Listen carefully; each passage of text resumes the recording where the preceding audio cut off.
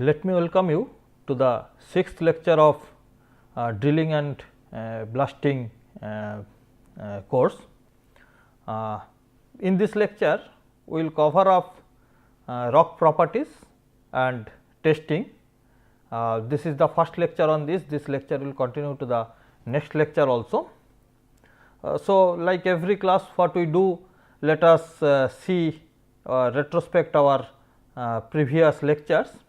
In our previous lectures, we understood the formation of earth. We have seen the central part of the earth is almost in the liquid or semi liquid stage, then the solid part is the outer wall, and the rocks are formed the solid part of the outer wall. So, basically the earth crust is basically formed by the rock. We have also understood the different rock layers in the earth crust, and also we understand the definition of the rocks, mineral, etc. in the last class. And at this point, we are in a position to read the influence of different physical and mechanical properties of rocks, particularly while we are trying to understand the drilling operation. So, as in the introduction class, we have understood that drilling is carried out in the rock, so that we can place explosive inside the rock to blast it. So, how different rock materials, rock properties are basically influencing the performance of a drill, performance of the drill machine, performance of the drill tool. We are trying to understand those things in these lectures. So, our learning objectives are to know the different influential physical rock properties, to know the different influential mechanical rock properties, and we must understand how to measure these properties of rock. So, we are trying to understand this. Let us see what are the different influential rock properties which are affecting the performance of a drill machine. The first major one, which is basically principally influencing the performance of a drill, is the strength, then the hardness, elasticity, plasticity, abrasivity, texture, structure and characteristics of breakage. Among these, obviously the major one which is influencing is the strength, and basically rest are more or less related to each other. Say abrasiveness, hardness, texture, structures, these are interrelated, and these are having significant influence not only on the performance of the drill machines in that particular rock, but also the economics of the drilling is more or less depending on this.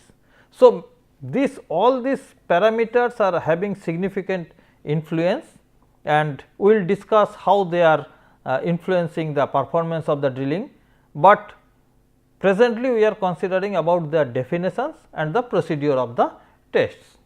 So, first let us consider about the strength properties. In fact, in this lecture we will cover only the strength properties, rest other properties we will discuss in the subsequent lectures. So, first consider the strength properties.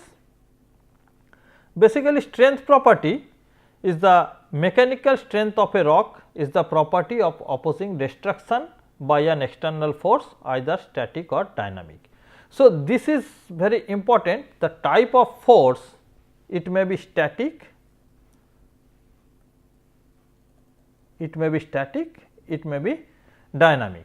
So, the strength of a rock is that much at what force or what stress the rock is subjected to fail. So, mechanical strength of the rock is basically defined by the maximum stress that is withstand by that rock specimen subjected to a static loading or to a dynamic loading. Basically, the difference between static and dynamic loading is depending on the loading rate. That means, how quick we are increasing the rate of loading, that is basically differentiating the static and dynamic loading. However, presently all the mechanical testing is being carried out are the static loading, and there is the dynamic loading is very in laboratory scale generating a dynamic loading setup is very difficult. That is why dynamic strengths are being assessed through indirect method, not to the direct method. So, basically all the measurement of strength which we will discuss in this lecture are the static measurement. So, the measure strength, whenever we are talking about the strength, it is always understood that this is the static strength of that rock. It may be either in compression or in shear or in tensile, and we will discuss how these are this can be distinguished. But at this point let us know that the maximum rock gives maximum resistance to compression and least resistance in case of tensile. That means, if a specimen is tried to be pulled away by taking its two part, the strength requirement will be minimum, but if we try to break it by compressing this through two end, the resistance it will show the maximum. So, you can see the maximum resistance is under compression, minimum least resistance is under tensile. In fact, it is almost 1/10 or 1/12 time of the compressive stress, and this is happened mainly due to the fragility of the rocks, to the large quantity of the local defects and irregularities. Basically, rock is a material which show almost a Poisson's ratio of about 0.2, 1.5, 0.15, 0.2, 0.2.5 like that, and rock strength fundamentally depends on the mineralogical compositions among the integrating minerals. Quartz is the most solid with a strength that goes over 500 megapascal, and ferromagnesian silicates and the aluminosilicates vary between 200 to 500 MPa. Calcites are almost the weak rocks, and coal is also very weak rock. So, basically you can see the compressive strength of the rocks varying almost less than 1 to 500 megapascal. That means, from very soft to very strong rock conditions. Basically, that measures the integrity of the rock. Rock strength also depends on the mineralogy, not only in the mineralogical compositions, but also their formations. If you will in general you will find the rock formed under volcanic eruptions under high temperature pressure, that in general shows high rock strength than the rock formation in some sedimentation or etc. So, like this way, rock strength depends on the rock formation, depends on the mineralogical characters, depends on the integrated geological disturbances in the sample. So, it depends on a number of factors, but let us see what are the different strength tests we carry out in general in our lab. We classify our strength under compressive, under tension and under shear. So, this is the compressive, when we allow the rock specimen to be subjected under a compressive load and see the load at which the rock fails is considered as the compressive strength. Compressive strength. And if we subject it to a tension, then it is called tensile strength. But shear one is little bit difficult. We carry out shear test, either a direct shear test or through the triaxial test. We try to find out the shear strength of the rock, where top part of the specimen is subjected to a load under this direction, the bottom part is subjected to a load under this direction, and we try to observe the shear along this plane of the material. So, this is the shear way we try to find out the shear strength of the specimen. So, basically compressive strength, practicing compressive strength in the laboratory is very easy, but doing these two are little bit difficult, and often that is why we go for the indirect testing methods for this, so that we can have some these values, but through some other way. So, for compressive testing we are generally carry out point load test, uniaxial compressive test and also triaxial compressive test. So, these are the apparatus. This is the point load apparatus, where the conical ends are there, under which the rock specimen is subjected to under loading. Here a regular specimen is subjected to load under a uniaxial compressive chamber, and in triaxial we allow the lateral pressure, fixed lateral pressure, while the specimen is allowed to be loaded under a compressive load. The differences among these three is that in point load test we can carry out point load testing in the irregular sample also. The testing procedure is very easy, sample specification requirement is less. That is why huge number of specimen can be tested, which gives a fairly good result to relate this result with the compressive test. Compressive test, the problem is the preparation of the sample.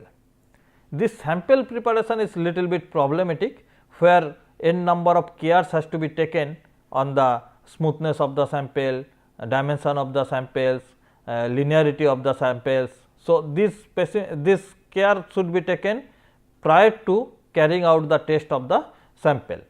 Similarly, in triaxial also sample specimen sample preparation is difficult. After that, the experiment procedure is also difficult, where the triaxial load has to be hydraulically provided using some external means. So, that is why this triaxial cell has to be essentially required to carry out the triaxial test under the same uniaxial compressive testing machine. So, this is the point load test, where the specimen is used to evaluate the uniaxial compressive test, and rock specimen is in the form of core sample or maybe the cut blocks, even if irregular lumps are also taken for carrying out the point load, to carrying out the point load test. Here the samples are placed under the conical platens, and the distance between the specimen of the platens is recorded. So, this is the initial record, then this recorded one considered as this one, this is this recorded distance, and then the load is steadily increased, failure load is loaded. So, failure load, this is the P is the failure load, and dividing it by the distance of the initial conical platen distance, the square of that, it gives us the point load index for irregular sample. If we go for diametrical loading of the core sample, then it is the equivalent core diameter, or if any specimen which is placed here, that is the same. So, in case of standard specimen, it is loaded axially, not in the diametrically. So, it is axially loaded on the standard experiment with D is equal to L loading. In that case, that is called identical, that is the standard loading of the point load test, but point load test can be carried out irregular samples, because it is very important, the same sample shows different values of strength when it is loaded in different directions. So, that is why point load testing is very important. Point load index can be directly related with the uniaxial compressive strength. We will discuss that at a later part. Let us see this video, which is giving us the I want to show you the next laboratory test, which is point load test. So, this test is used to determine and classify the strength index of rock. If you can see here, I have a sample of rock which is marble, which is classified as metamorphic rocks. this sample has been trimmed into specific dimensions. See, this is a diameter of the samples, and this side is the length of the samples. So the ratio of the sample is 1:1 height to the meter.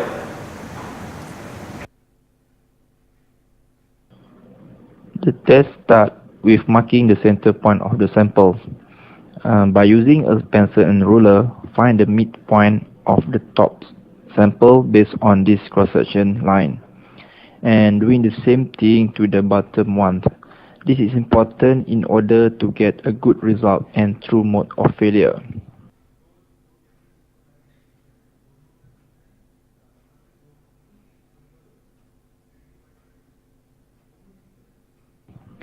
Then place this rock sample in between the sharp edge, as you can see here, bottom and top edge.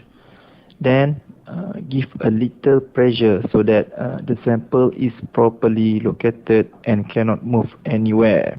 After that, set the gauge reading to 0. Usually the unit used is a single unit, which is Newtons. Then continue the test by increase the load, and you will feel that this route getting harder and harder until the sample fail. And as you can see now, the sample is already failed and break apart. And lastly, take the reading of maximum point load recorded in the gauge.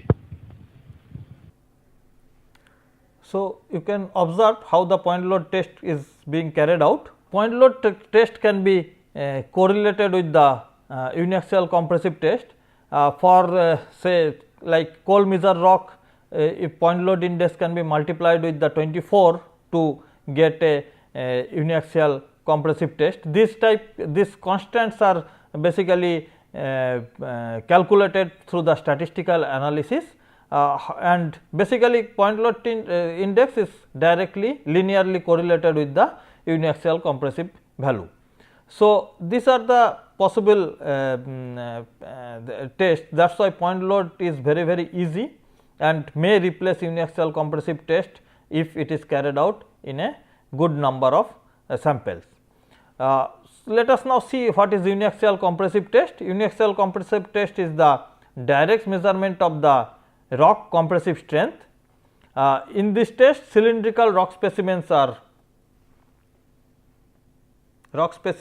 tested with L by D ratio of 2 to 2.5.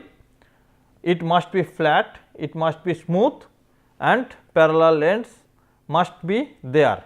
So, there should not be any eccentricity of the sample while the loading is being carried out, and their tolerance limits are already given in ISRM standards, ASTM standards, that must be followed while the test is being carried out.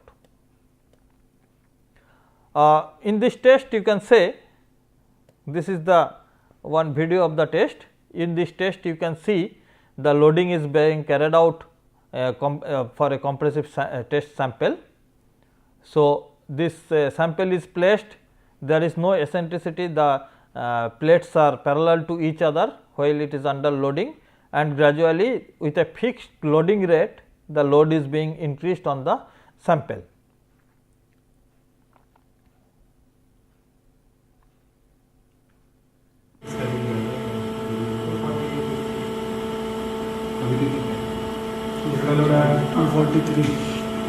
$243, 250, 60. Nowadays, servo control apparatus are also available 70, to fix the strain rates onto the sample. 80, 90,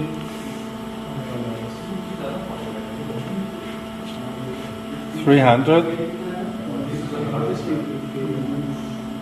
10, Yep, it goes. 20, This is the failure of the sample. Sir. Suddenly the load is released from the sample. So, this is the this is the specimen which is subjected to a compressive load, and the compressive strength can be assessed by using the formula P is equal to strength is equal to P by A, where P is the failure load, A is the area, cross sectional area of the specimen. So, in this case the loading is given uniaxially, the loading in other two direction is not available. So, the uniaxial loading is this one, and specimen is subjected to load. So, this is the strain can be easily calculated using this is the radial strain and this is the axial strain, and if you plot the curve between stress and strain, you will find out the failure is like this. So, there is a sudden failure of the material if the material is brittle in this place. So, this is common characteristics of a compressive testing. Tensile testing is basically carried out where direct tensile testing is not always possible. So, indirect tensile testing is carried out in Brazilian test sample, where the specimen is placed like this and it is loaded radially. So, what is happened, though the loading is given compressive, but the specimen fails on that plane where the forces are acting in a tensile force. So, that is why this strength parameter is basically observed is the tensile strength, not the compressive strength. So, Brazilian tensile test is basically an indirect tensile strength measurement procedure, where the indirect tensile shear of the intact rock core is carried out. So, in this test, core specimen with L by D ratio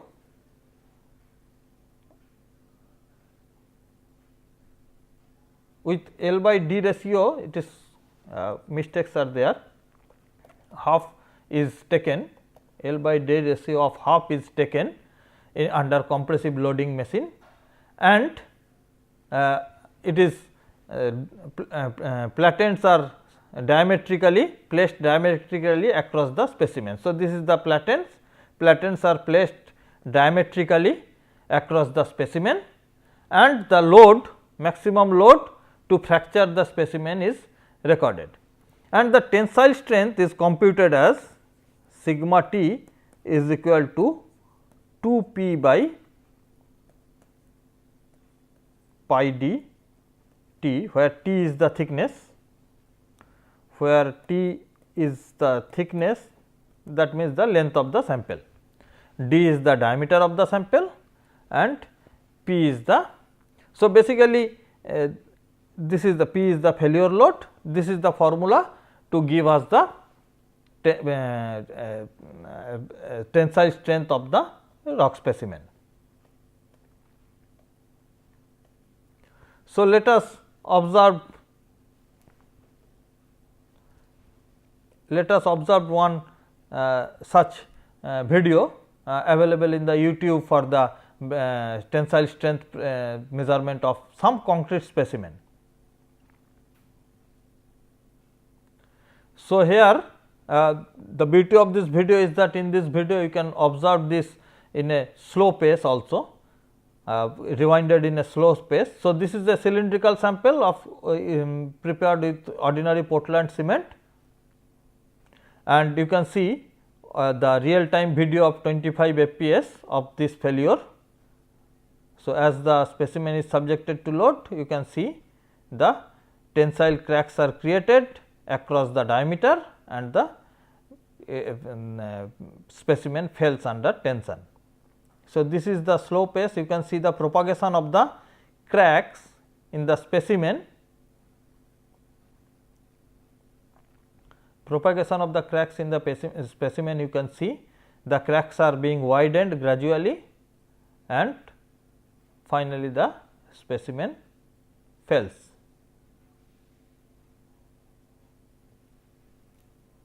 So, this is the vertical load versus vertical displacement graph.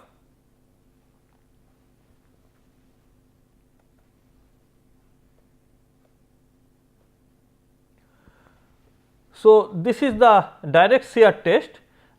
In general, tensile failure is very rarely occur in the rock. Most of the time we provide the compressive load onto the rock and rock fails under compression, but sometimes rock fails under tension also. While we will discuss about the tensile slabbing zone of the blasting, there the rock fails under tension.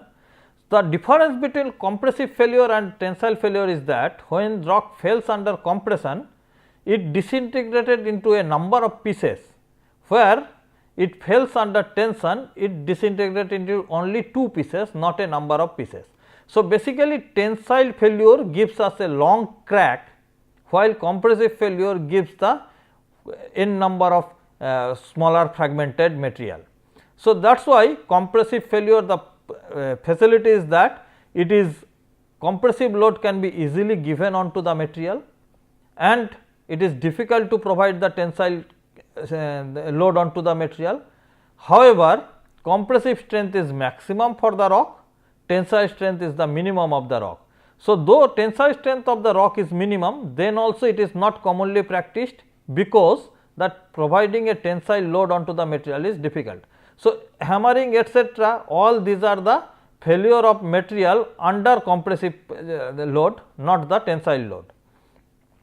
So, basically in between these two strength there is a shear strength. The general value shear strength of the rock is lesser than the compressive strength, but higher than the tensile strength. Rock fails under shear also. Sometimes rock fails under shear, most of the times because of the n number of loads are acting on the rock on in situ condition, and that is creating a shear loading on the rock. Sometimes it is happened because of the heterogeneity of the rock. The direct shear is measured on the direct shear test apparatus. However, direct shear test apparatus is applicable for the loose material, for the soft material only, because otherwise this cannot be utilized. So, in direct shear test there is a the shear strength is determined, the characteristics of rock along the plane of weakness. The specimen is placed in the lower half of the shear box and encapsulated in either synthetic resin or mortar. The specimen must be positioned so that the line of action of the shear force lies in the plane of the discontinuity to be investigated, and the normal force acts perpendicular to this surface.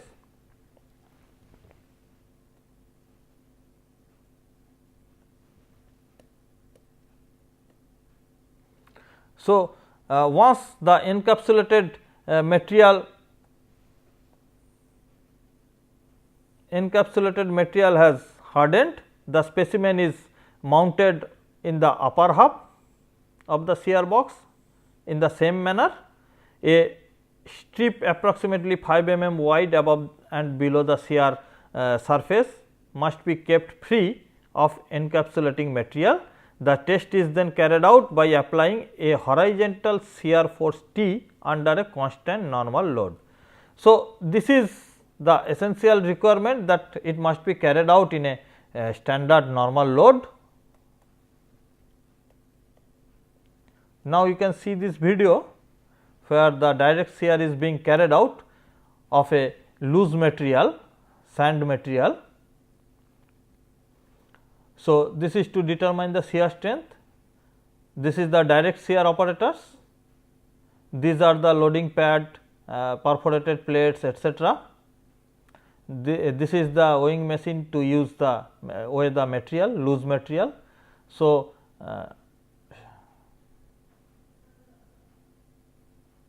sandy soil material is taken of fixed quantity, then the shear box is set. This is the shear box. Then first the retaining plate has to be provided, then the perforated plate or solid grid plate, then the material will be placed on that.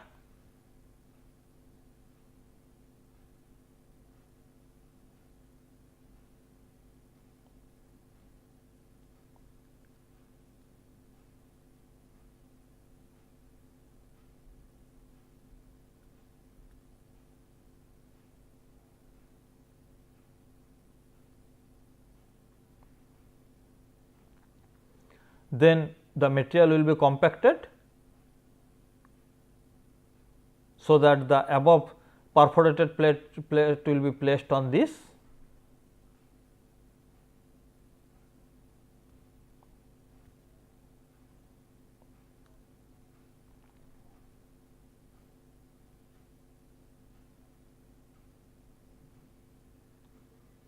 Then the upper plate will be placed on this. Now, the loading pad will be placed on that, then the normal load is, which is under hanging condition, will be placed on this. Now, the desired normal load may be suspended from this plate.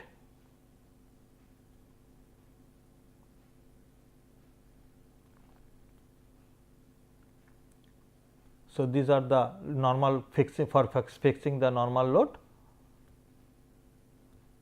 Then the horizontal force will be given from the hydraulically operated motor, and the failure load will be recorded.